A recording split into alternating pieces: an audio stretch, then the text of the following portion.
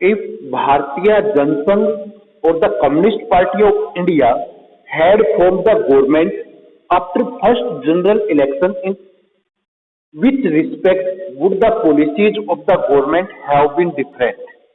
Question है आज का कि अगर भारतीय जनसंघ या CPI communist Party of India पहले लोकसभा के आम चुनाव में विजित होती तो कांग्रेस से उसकी पॉलिसी किस तरह अलग होती, उस पर हम डिस्कस करेंगे बेटा। हमारा आंसर है if भारतीय Jansangh succeed to form the government after first general election, it implement or adopted following policy that was different from Congress। अगर भारतीय जनसंघ की सरकार बनी होती पहले आम चुनाव के बाद तो भाई मेरे मायने में शायद उसकी पॉलिसीज, उसकी विचारधारा का अध्ययन करने के बाद इस तरह हो सकती थी। It replace secular concept by the ideologies of one nation one culture and believed that the country could become modern progressive and strong on the basis of Indian culture and tradition, thus replacing the ideology of secularism। अगर हम देखें तो भारत की आजादी के बाद कांग्रेस ने भारत के लिए धर्मनिरपेक्षता की नीति अपनाई थी। Congress adopted secularism policy for India after its freedom और after the formation of government. लेकिन अगर हम भारतीय जनसंघ की बात करें तो जनसंघ वन राष्ट्र एक राष्ट्र एक संस्कृति का जो सिद्धांत था उसको अपनाने का प्रयास करती, क्योंकि भारतीय जो जनसंघ थी वो हिंदुत्व को आगे बढ़ाती, हिंदुत्व की विचारधारा को मानने वाली पार्टी थी।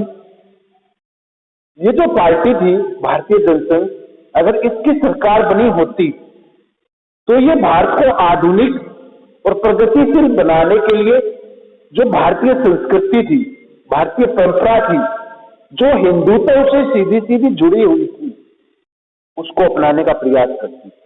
यानी कि कांग्रेस की और इसकी पॉलिसी, जो कांग्रेस ने सेकुलरिज्म की पॉलिसी जहां पे अपनाई थी, वहीं पर अगर हम इसकी विचारधारा को देखें भारतीय जनसंघ की, तो भारतीय जनसंघ कोशिश करती हिंदुत्व का प्रचार प्रसार करने की। ठीक है, जहां पर कांग्रेस की पॉलिसी थी सेकुलरिज्म की, धर्मनिरपेक्षता की, सब धर्मों को बराबरी का दर्जा देने की, वहीं पर भारतीय जनसंघ का प्रयास होता एक जो भारतीय संस्कृति थी, जो भारतीय परंपराएं थी, जो सीधी सी हिंदुत्व से जुड़ी हुई है, उसका प्रचार प्रसार करने का प्रयास करती। और ये जो भारतीय जनसंघ थी इसकी एक ही आइडियोलॉजी थी, वन नेशन वन कल्चर। ये एक राष्ट्र एक संस्कृति का जो सिद्धांत था उसको ये अपनाती। Second, no cultural and educational right to religious and cultural minorities because this party oppose to do show and this concept. जैसे हमने देखा कि कांग्रेस ने जो स्पेशल कुछ क्लासेस थी, सेक्शन से सोसाइटी में, चाहे वो सोशल माइनॉरिटीज में हो, इकोनॉमिक माइनॉरिटीज में हो, कल्चरल माइनॉरिटीज हो, उन सबको कुछ एक प्रिविलेजेस दिए हैं। तो ये जो पार्टी थी भारतीय जनसंघ, ये वो प्रिविलेजेस नहीं देती। No cultural and educational right to religious and cultural minority, कि भारतीय जनसंघ किसी भी सांस्कृतिक या धार्मिक अल्पसंख्यक समुदाय को कोई भी सांस्कृतिक और शैक्षणिक अधिकार नहीं देती, because this party oppose to do show and this concept. क्योंकि ये जो भारतीय जनसंघ थी ये अल्पसंख्यक समुदाय को विशेष अधिकार या कल्चरल और एजुकेशनल राइट्स देने के पक्ष में, फेवर में नहीं थी। थर्ड हम कहेंगे sir, it focused on the reunity of India and Pakistan under the concept of Akhand Bharat. जो भारतीय जनसंघ थी उसकी जो विचारधारा थी वो थी अखंड भारत की, जिसके तहत वो भारत और पाकिस्तान का जर्मनी की तरह पुनः एकीकरण करने पर बल देती थी। अखंड भारत के तहत भारतीय जनसंघ भारत और पाकिस्तान का दोबारा से एकीकरण करने का प्रयास करती थी। जिस तरह जर्मनी का एकीकरण हुआ 1990-91 में, पूर्वी जर्मनी और पश्चिमी जर्मनी का एकीकरण हुआ, उसी सिद्धांत पर भारतीय जनसंघ अखंड भारत का सपना देख रही थी कि जो भारत और पाकिस्तान का विभाजन हुआ है उसका दोबारा से एकीकरण किया जाए। Next, it favour of developing nuclear weapon for the security of nation. भारतीय जनसंघ देश की सुरक्षा के लिए, देश की समृद्धि के लिए जो परमाणु शक्ति थी उसके विकास पर ज्यादा बल देती, परमाणु हथियार बनाने पर बल देती, उसके प्रयास करती। दूसरी तरफ अगर हम देखें तो जो भारतीय राष्ट्रीय कांग्रेस थी, या उसमें जो हमारे पहले प्रधानमंत्री थे पंडित जवाहरलाल नेहरू, उनकी पॉलिसी शांति की थी, निशस्त्रीकरण की थी, आर्म्स कंट्रोल की थी। वो वेपन्स बनाने के अगेंस्ट थे, क्योंकि नेहरू की सोच थी कि भाई दुनिया में जो हिंसा हो रही है उसके पीछे मुख्य जो वजह है वो हथियारों का होना है। हथियारों का जो एक बड़ा जखीरा राष्ट्रों के पास है, वही उन्हें एक दूसरे की शांति भंग करने के लिए प्रेरित करता है। अगर हमारे पास हथियार ही नहीं होंगे तो हम लड़ने के बारे में, युद्धों के बारे में सोचेंगे ही नहीं, जिससे विश्व शांति, जो इंटरनेशनल पीस है, वर्ल्ड पीस है, वो मेंटेन हो पाई। लेकिन जो ये भारतीय जनसंघ थी, इसकी कोशिश होती हथियारों का निर्माण करने की, क्योंकि ये देश की सुरक्षा के लिए जो परमाणु शक्ति थी उसके निर्माण को जरूरी समझती थी। तो ये पॉलिसी अलग होती भारतीय जनसंघ की कांग्रेस से। अगर भारतीय जनसंघ की सरकार बनी होती पहले आम चुनाव में, ठीक है। नेक्स्ट हम करेंगे सीपीआई पार्टी की। भाई अगर सीपीआई पार्टी की सरकार बनी होती, CPI mean communist Party of India, कि भाई अगर सीपीआई पार्टी की सरकार बनी होती तो भाई उसकी पॉलिसी अलग क्या होती। It work for proportional representation in the government. जो आनुपातिक प्रतिनिधित्व है उसकी मांग करती है सीपीआई पार्टी, कि भी समाज में हर वर्ग को, हर तबके को एक निश्चित अनुपात में सरकार में शामिल होने का अवसर मिलना चाहिए। सरकार में यह ना हो कि कुछ गिने चुने वर्गों के लोग ही शामिल हो, बल्कि समाज के हर वर्ग, चाहे वो दलित वर्ग हो, दलित हो, कुछ भी हो, कुचला दबाव जो कुचला वर्ग था, सिर्फ ये पार्टी उसके हितों की सुरक्षा के लिए प्रयास करती। सेकेंड हम कहेंगे, this party followed communist ideology in various policies at the basis question that troubled the party was the nature of Indian independence। ये जो पार्टी थी ना, ये साम्यवादी जो नीतियां थी, बहुत सारी योजनाओं में, बहुत सारी नीतियों में उन साम्यवादी नीतियों का अपनाती। उनको बनाते समय साम्यवादी नीति को फॉलो करती अगर इसकी सरकार बनी होती।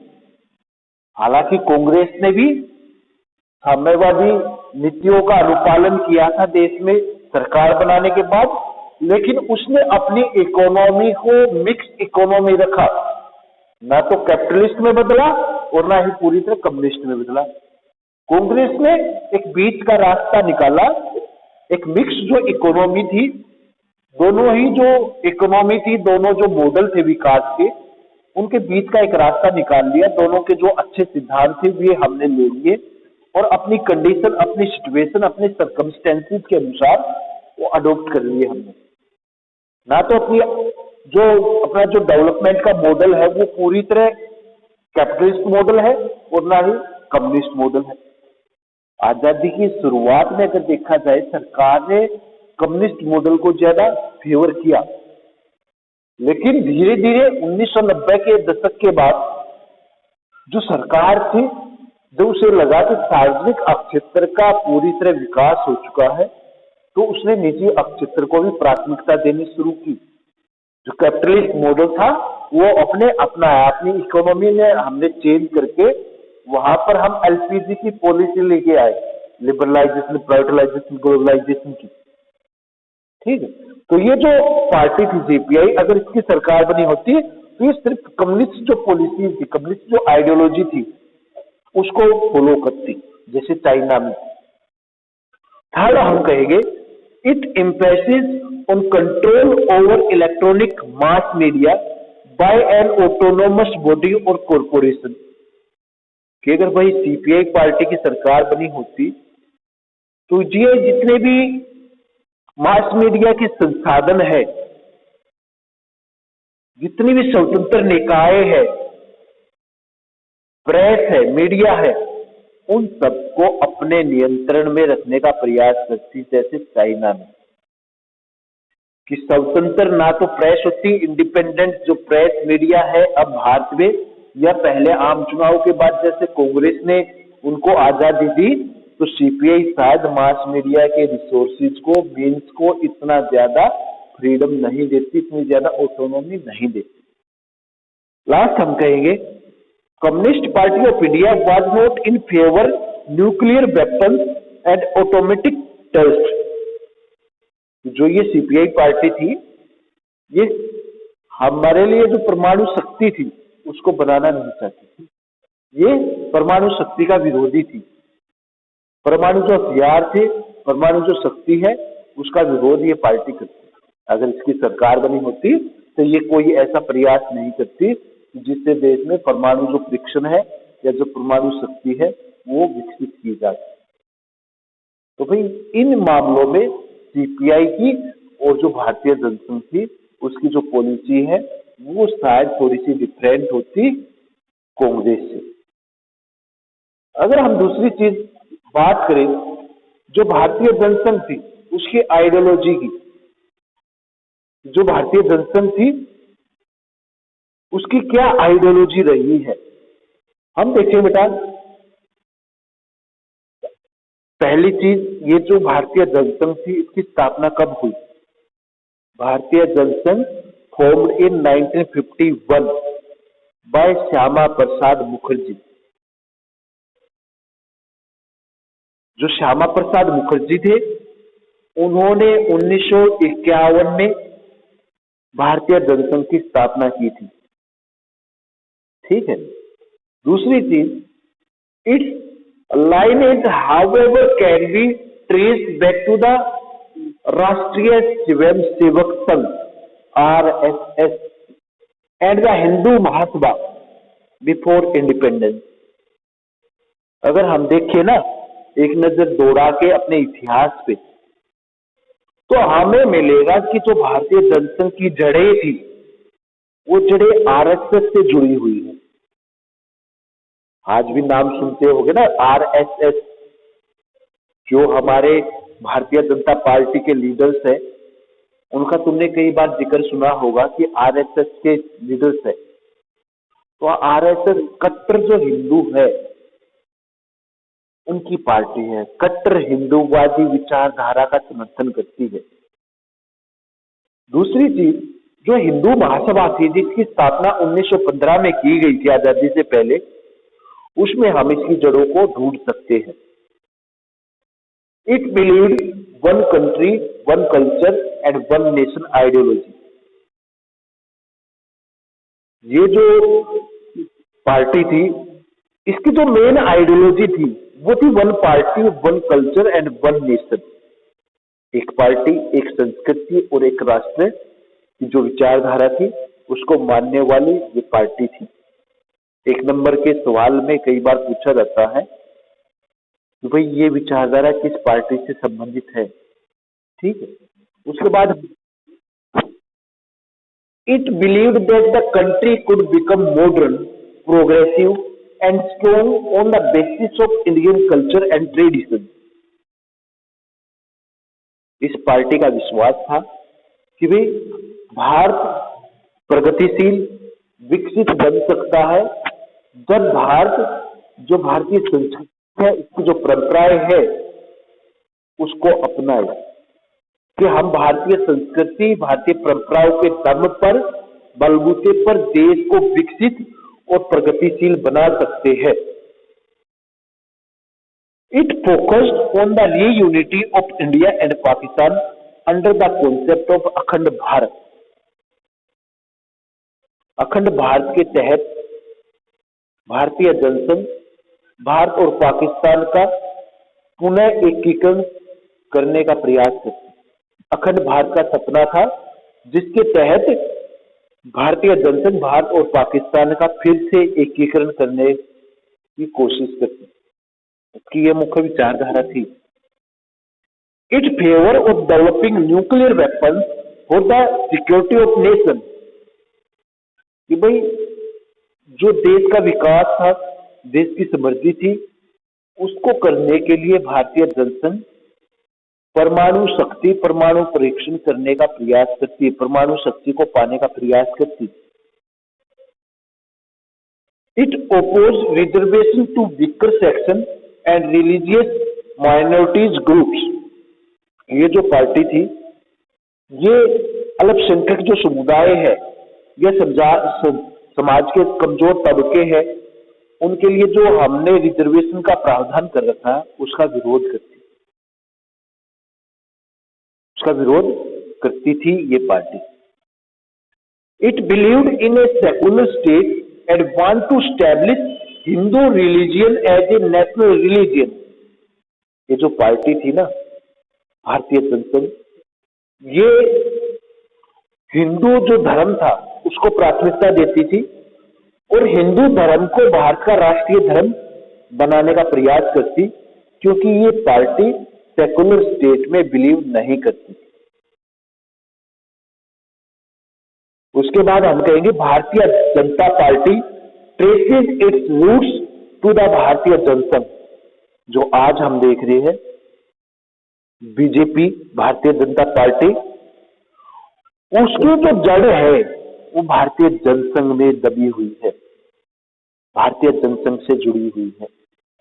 1980 में जो भारतीय जनता पार्टी का निर्माण किया गया, उस पार्टी में ये जो भारतीय जनसंघ है उसके जो मुख्य लीडर्स थे वो शामिल थे। यानी कि इस पार्टी का नाम चेंज हो जाता है 1980 में आके।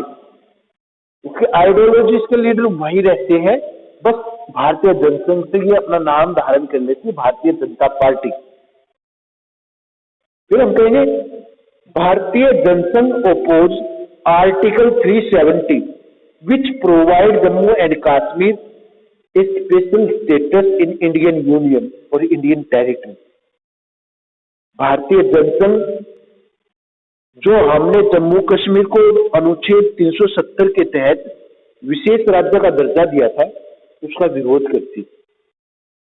उसका विरोध, इसकी मुख्य विचारधारा थी, ये चाहती थी कि देश में सब राज्यों को एक समान अधिकार मिले, किसी को कोई भी विशेष अधिकार ना मिले।